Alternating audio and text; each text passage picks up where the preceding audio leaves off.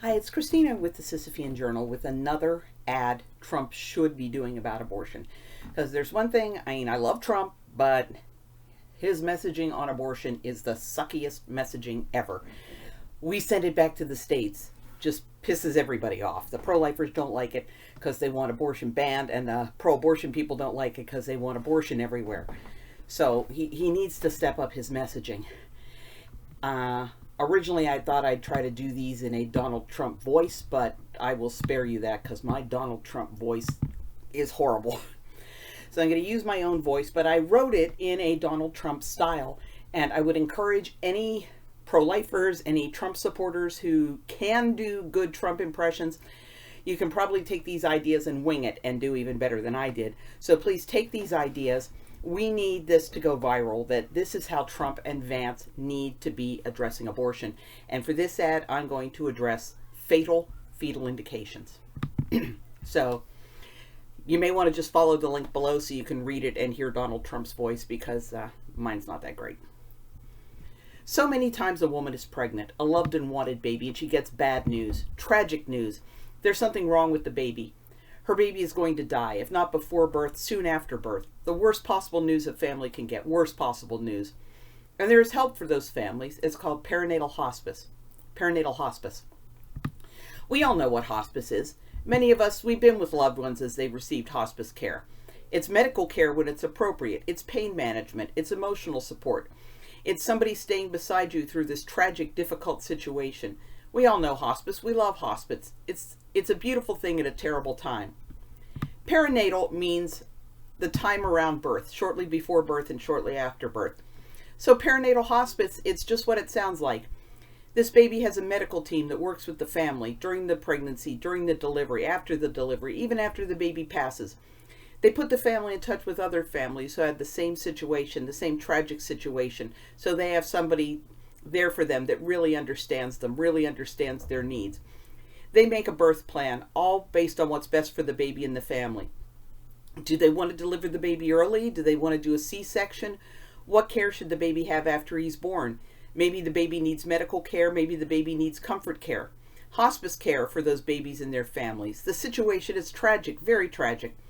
But the care, it's beautiful. A beautiful thing to walk beside a family like that at such a difficult time. Sometimes the baby dies naturally before birth, very sad, and they deliver the baby so the family can say their goodbyes. Sometimes the baby dies during birth, again, very sad. The family can hold the baby and have a chance to say goodbye. And sometimes the baby survives, and that baby gets comfort and love. That baby is surrounded by love. Every moment of that baby's life is cherished. Every moment of that baby's life, he knows what it is to be loved.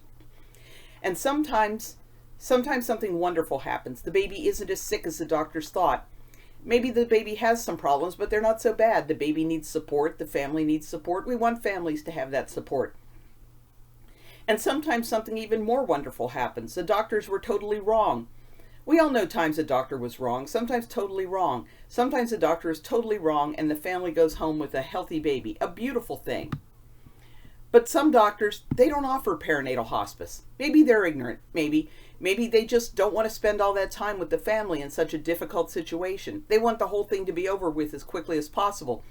Then the doctor can go about his life as if none of this ever happened. To him, it's just like it never happened.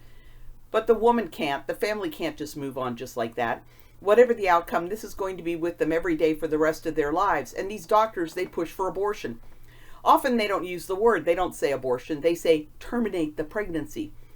But they mean terminate the baby, because the pregnancy can terminate with a live baby, but only if the doctor offers perinatal hospice. If the doctor only offers to terminate the pregnancy, there can only ever be a dead baby. And the way those babies die, my heart breaks for those families who trusted these doctors and were told that termination of pregnancy was merciful for the baby. They sometimes find out afterwards, after it's too late, how these abortions are done. I won't describe them because it's horrible, horrible. That baby dies a horrible death. Never even for one breath knowing that he was loved. Never being held or comforted. That chance is taken from that baby. It's taken away from that family. And if the doctors were wrong, it was a healthy baby that died in that horrible way. My heart breaks for those families. Such a sad thing to find out when it's too late. But the Democrats, they take advantage of these tragedies. Why? Because they love abortion. Love it. Don't believe me? Just look at them. Outside the Democrat convention, what were the Democrats doing? Bringing in a bus to do free abortions. Like a door prize. Come get your free abortion. Just sign up on the website. Get a free abortion. Outside that Democrat convention. And other Democrats outside the convention, they were dancing around, dressed up like abortion pills. Dancing because they love abortion. But most Americans, they don't love abortion. They don't love it. Even the ones who think abortion should be legal and available, they don't love it. So when Dobbs' decision came down, I put those justices on the Supreme Court, the ones that said Roe versus Wade was a bad decision, very bad. The Dobbs decision overturned that very bad decision. Dobbs said that the states could decide, voters in every state could decide, and by doing this, that means that there needs to be public discussion, public debate. They need to talk about abortion. They need to talk about perinatal hospice. They need to talk about these cases, such tragic cases where the babies die the most tragic deaths, not merciful at all, even if that's what the parents were told. Maybe in some states the voters think it's okay to abort a baby because he has a disability or an ailment, and that it's worth risking aborting a perfectly healthy baby, because that's better than risking a live baby with a disability. I don't think most Americans think that way. I don't think they consider healthy babies to be acceptable collateral damage in a war against sick babies, disabled babies. But Dobbs said they're free to decide. Should doctors be required to offer perinatal hospice? Should families be allowed to sue for wrongful death if they end up aborting a healthy baby because they were told the baby was dying? Should doctors be allowed to just ship women off to the abortion clinic because they don't feel like walking beside her through her tragic situation? So many things that need to be decided, discussed and decided by voters. We're going to encourage people to get out and learn about how the abortion lobby has captured the Democrat Party. Totally captured it, putting politics ahead of women, ahead of babies, ahead of families. We need to end the abortion lobby's grip on the Democrat Party. We need for ordinary Americans to be building the kind of society we want, where we help families welcome their babies, even if the situations are tragic, very tragic. And we can't be providing that help to families as long as the Democrat Party is in the grip of the abortion lobby, people who don't truly care about the women. They just love abortion because that's what they sell, abortion. So that's my second ad Trump should be doing. He needs to improve his messaging on abortion, definitely.